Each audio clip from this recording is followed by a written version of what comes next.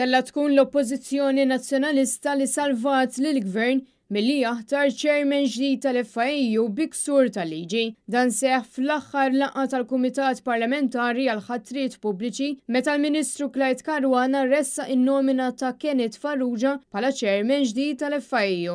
Il-liġi tispeċifika li l-chairman tal-FIU irid jintgħażel minn fost il-bord tal-istess FIU u ma jistax ikun nominat minn barra. U fil-fatt kienet l-Oppożizzjoni li ġibdet l-attenzjoni tal-Kumitat Parlamentari li Kenneth Farrugia ma kienx għadu membru tal-bord tal-FIU u għalhekk ma setax ikun maħtur chairman tal-istess unit. Il-membri tal-Oppożizzjoni f'dan il-Kumitat kienu deputati nazzjonalisti Kerry L'Aquilina, Adrian Delia u Julie Zara. Huma rrimarkaw li din in-nomina ma tistax tkun konfermata propju minħabba dan in-nuqqas min-naħa tal-Gvern. Il-membri tal-Gvern dan il-Kumitat deru maħsuda quddiem din is-sitwazzjoni u ma setgħu jagħmlu xejn li fli jipproponu posponiment tas-seduta sakemm is-sitwazzjoni tkun kjarifikata. Is-seduta ta' nhar it-tlieta li għadda kienet biss dwar il-ħatra ta' Kenneth Farrugia fil-kariga ta' chairman tal-FIU u kienet preseduta mid-deputat Laburista Chris Agius.